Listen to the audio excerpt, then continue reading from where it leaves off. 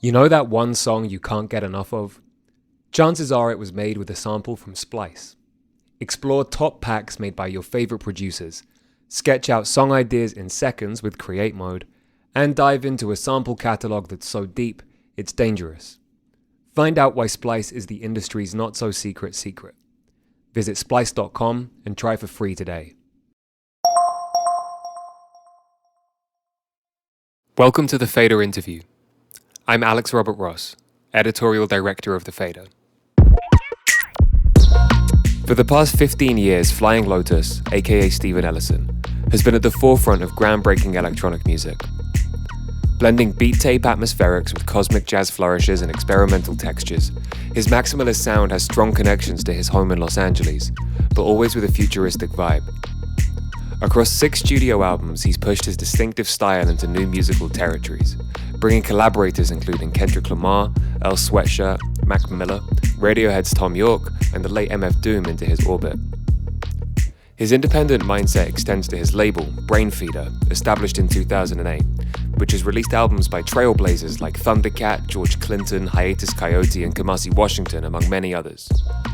And in recent years, Flylo has moved further into visual arts, directing the blood-soaked 2017 horror movie Kuso, and providing the score for the anime short Blade Runner Blackout 2022. He's also behind the new Netflix anime series Yasuke, a medieval story about the first black samurai in history, featuring the voice of Oscar nominee LaKieth Stanfield. Flylo scored the show, as well as writing the story alongside showrunner LaShawn Thomas, and working as an executive producer on the project. Just before Yasuke's launch, The Fader's David Renshaw spoke with Flylo about adapting his sound to the screen, his deep love of anime, and how Stanfield came to be an honorary member of the Brainfeeder crew. So obviously, as a fan of anime growing up and as an adult as well, to what extent was something like Yasuke the dream project for you? Was it something you were actively seeking to work on? For me, I was actively seeking to work in anime in general. Thundercat and me, we would always joke when we see anime intros that, like, man, they need to be hitting us up for this stuff. You know, like, why are they not reaching out to us? Like, we should be killing these intros and not a lot of this kind of like same old things that you would hear for years and years. And, it just kind of came around naturally, thankfully. But I had no idea this was going to happen. Like a lot of creators, for a while, we just kind of felt like the anime industry was for Japan only, and then that was just kind of, that's it. You know, and if someone like Shinichiro Watanabe knew about you, then great. But otherwise, it felt kind of like a closed industry in a way. Is there any music from your previous albums that you could kind of imagine seeing in an anime, or that maybe even began their life as something that you thought, if I can get this to someone in Japan, maybe things will move in that direction? Honestly, there's so much of it that I feel could be an anime. I think a lot of the music that I create is pretty visual, and some of it gets kind of intense, and I think that lends itself to anime. Like when I did Yasuke, everything kind of just felt very natural. Everything just flowed quite easily. You know, once I figured out what the sound was supposed to be, it all just fell into place. I hope that happens again. You know, it kind of felt like a little miracle that I was able to be very inspired in the thick of the pandemic. As soon as I started seeing images, I was like, oh yes, I know exactly what this needs to be. And do you see this album, where does it fit in with the rest of your discography? Is it a continuation of what you've been working on, or is it separate to the previous albums that people will know you for? I feel like the project that I've done, it feels very me. It could be someone's favorite of my stuff. I feel like there's certain people who've been kind of looking to me, looking for me to do this sort of thing for a while, because, I feel like I've taken a lot of my music in kind of crazier directions, but there's some people who just kind of want, that kind of raw beat thing, and there's something about it, I think, that kind of ticks some boxes for people that they might have missed for a minute from me.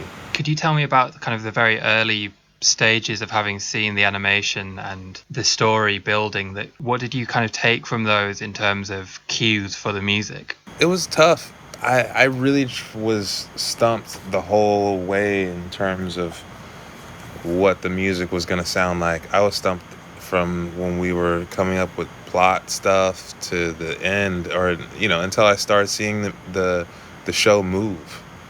It really made all the difference. Once I saw stuff moving, I picked up the pace of what the show was, and I picked up the tone.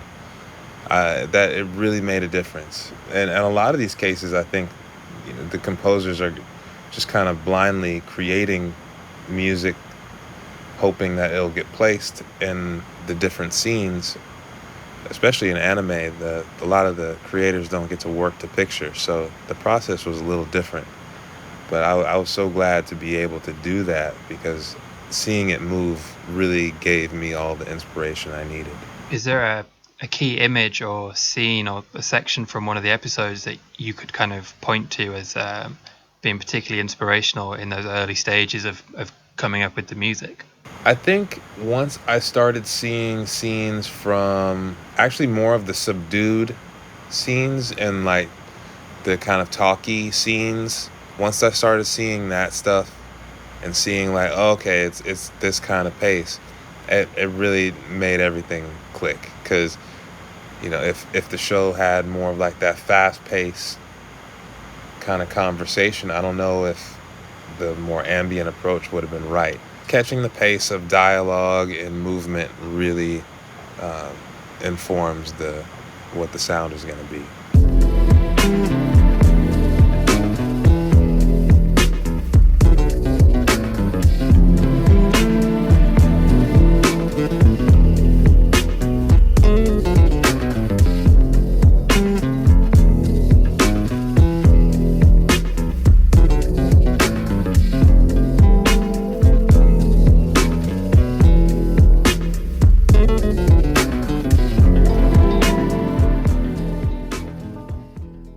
I understand that the ways in which the animation studios work kind of changed the way you work as well. They work very kind of quickly and efficiently and are very, led by the calendar, whereas maybe you take a more relaxed approach. Would that be fair to say?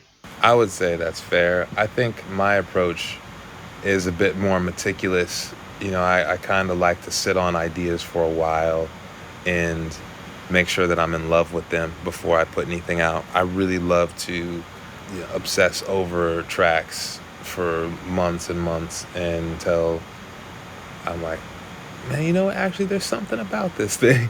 And I didn't have the opportunity to do that with this show, which was also, it was great to be honest, because it allowed me to kind of break out of my comfort zone, and it forced me to commit to ideas, and it forced me to finish ideas and see things through. It was a reminder that when I work like that, I can make things happen quite quickly, and I'm really proud of the soundtrack. So yeah, hopefully it kicked off a thing that will keep going in me, where I don't obsess over stuff as long, I guess. And You mentioned a minute ago, in addition to making the music for this, you've also worked on the story and kind of been involved very much from early on.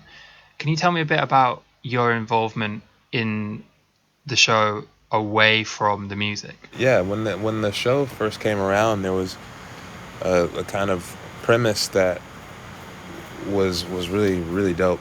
But I think it was more so kind of like a Yasuke for a live action premise. And I think they wanted my opinions and ideas on kind of expanding the concepts. And yeah, so I kind of helped with structuring Yasuke's kind of like present day story and his trajectory. My involvement was really creating Saki, the girl Saki, her character, and her mother, as well as other things. But I think most of my influence is in the first half of the show, like the first 3 episodes. It was just an amazing thing to be, contributing ideas along the way, and just being so close to the show, I think it just allowed me to have a deeper appreciation for my position and responsibility as a composer when that moment came around. Being so close to it, I was like, okay, I have to do a good job. Whereas I think sometimes when you feel like a gun for hire, you're just kind of, you can go through the motions and it doesn't really mean anything to you. But when you're super connected, I think everyone wants to put their best foot forward.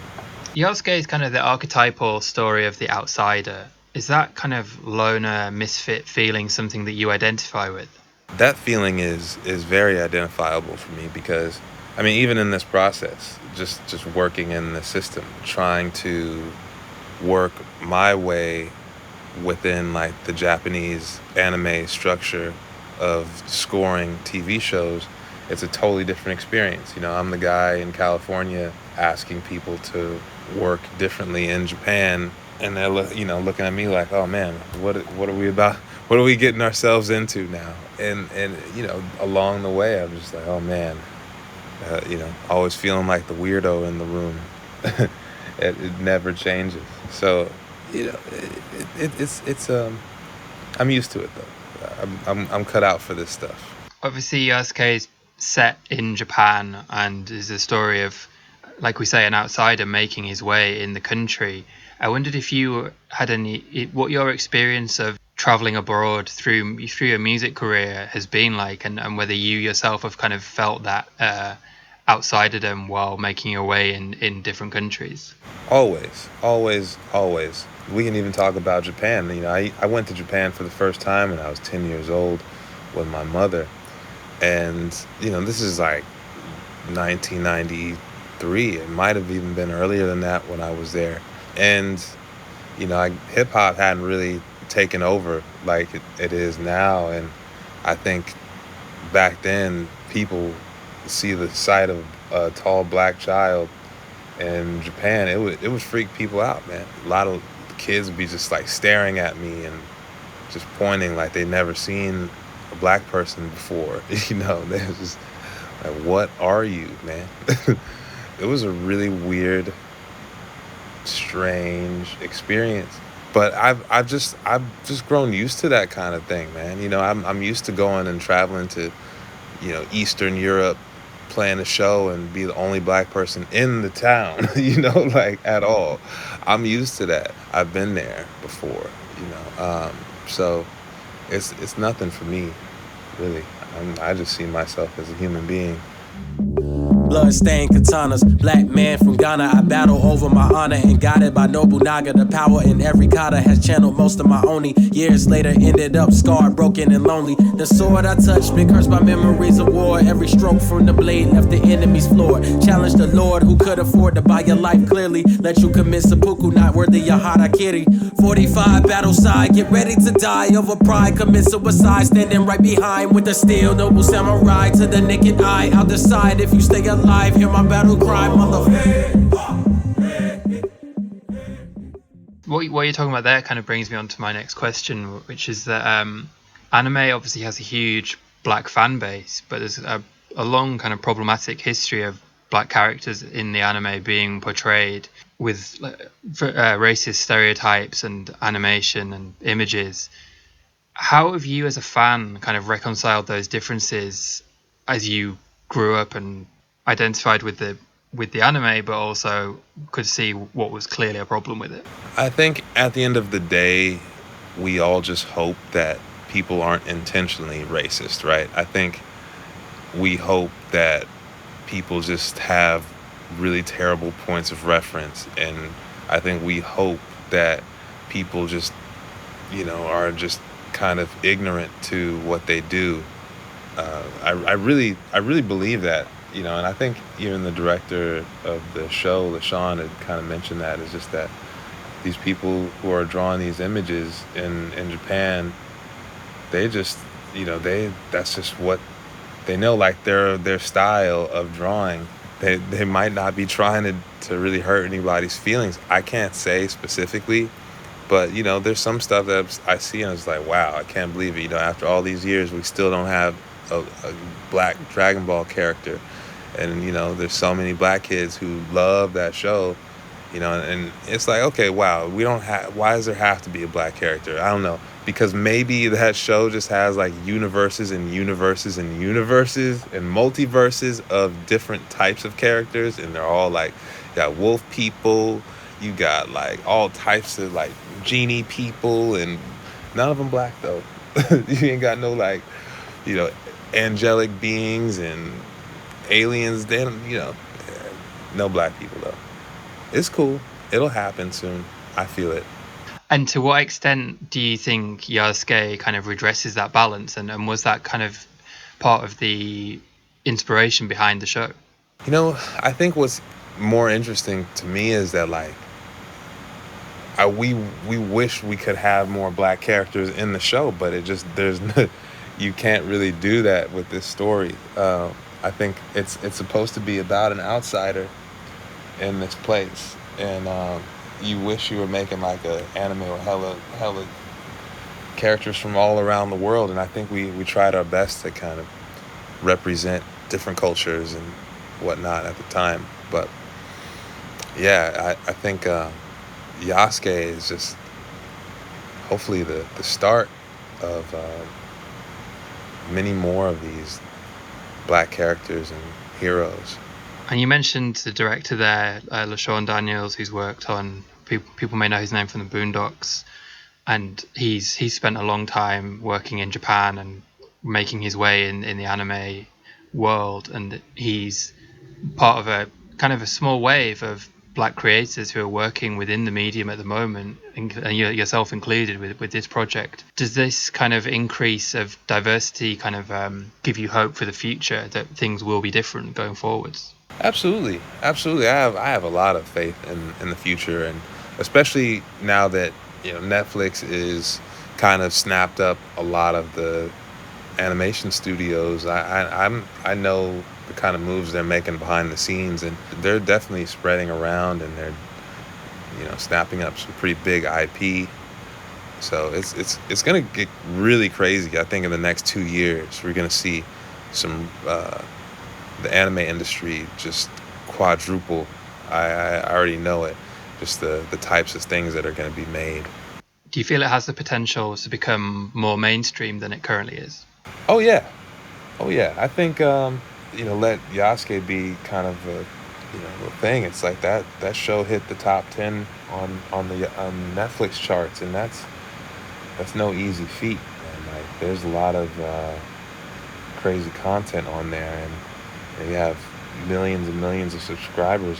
That's mainstream to me. Demon Slayer, that movie, the animated movie, is the biggest movie in the world right now. That is bigger than Mortal Kombat.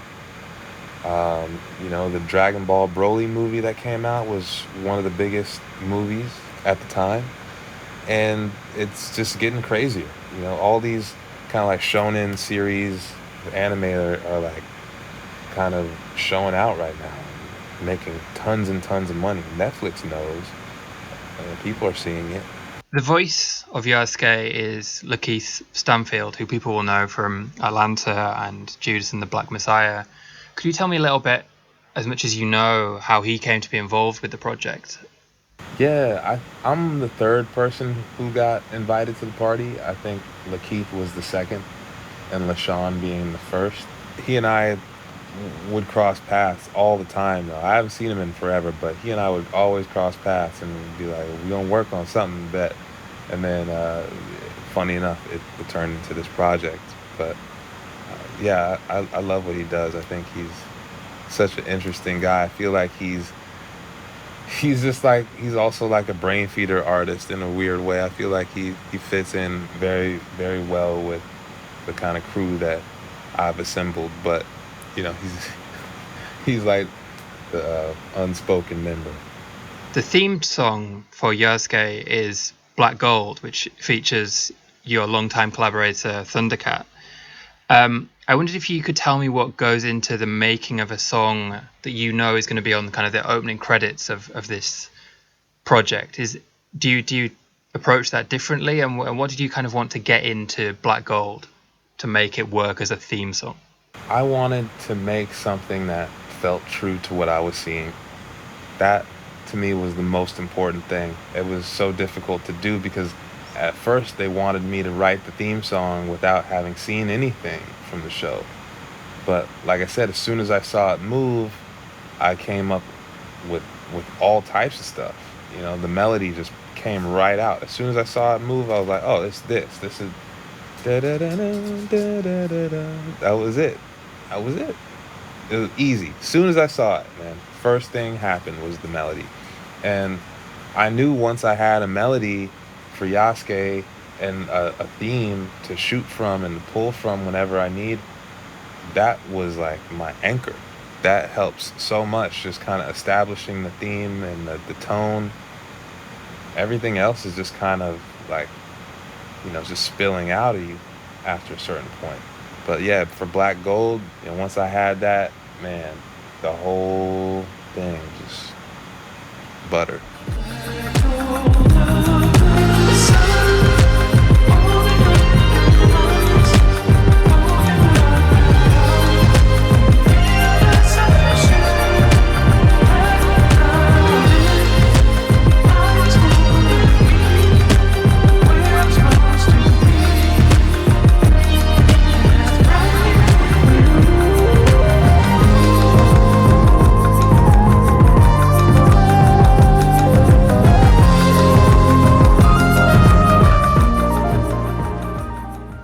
Is Thundercat someone that or is anime something that you and Thundercat have bonded over the years? Is that a big part of your relationship?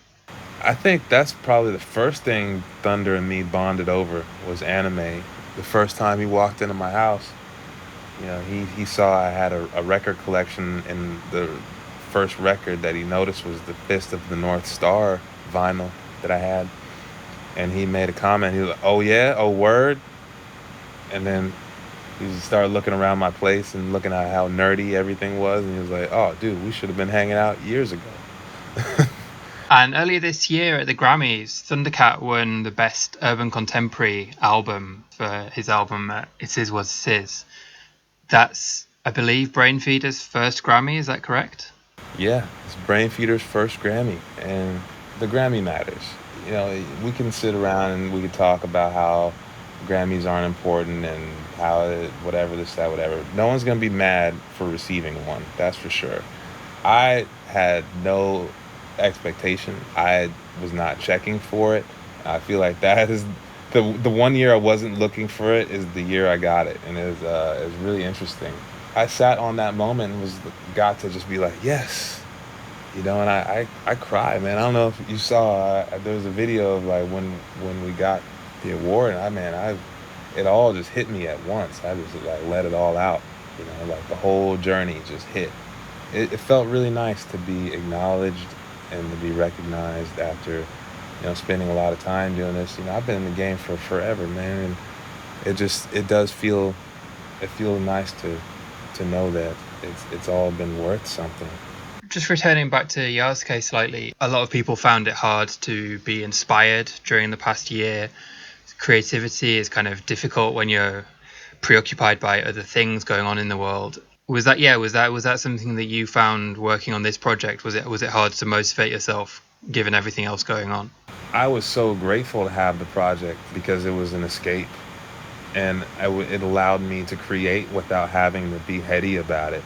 I was like, oh, okay, I just have to create to what I'm looking at and what I'm feeling from what I'm watching. That works. If I had to create from like what my heart was feeling out of nothing with no visuals or anything to work with, it would have probably been a little more difficult to come up with stuff.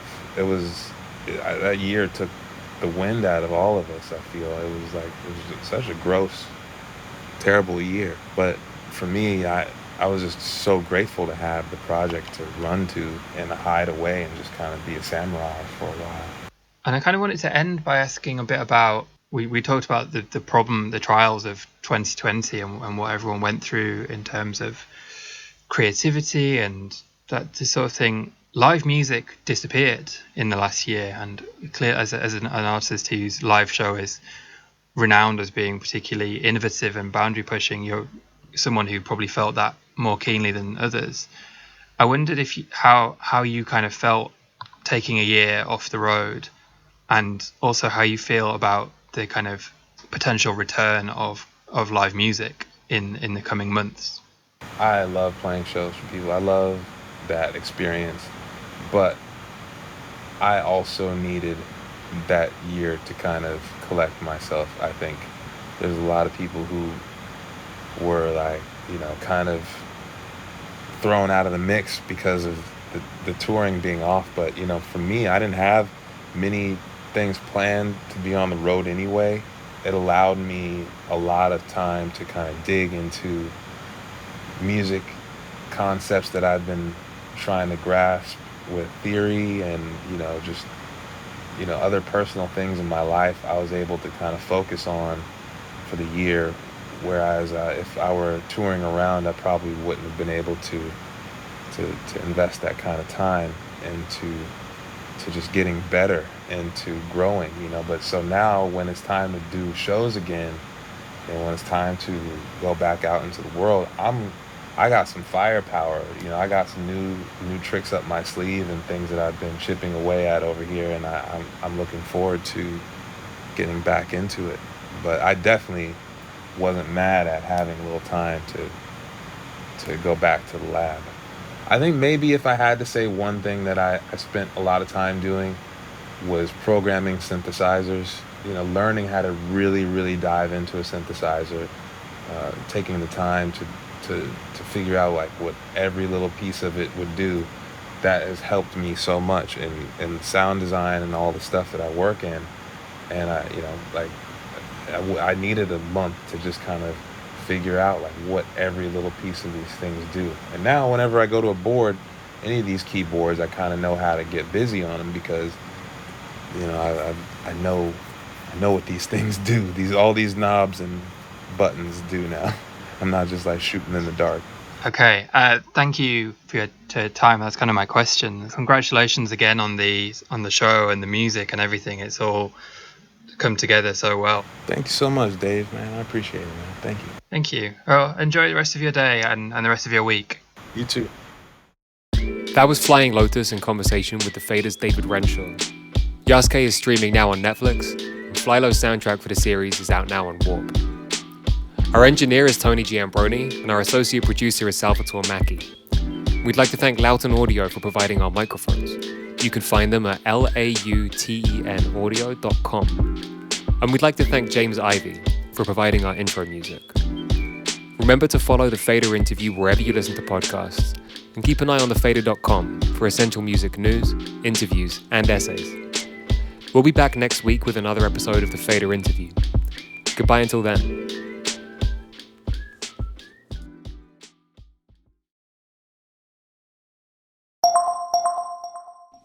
You know that one song you can't get enough of? Chances are it was made with a sample from Splice. Explore top packs made by your favorite producers, sketch out song ideas in seconds with Create Mode, and dive into a sample catalog that's so deep, it's dangerous. Find out why Splice is the industry's not-so-secret secret. Visit splice.com and try for free today.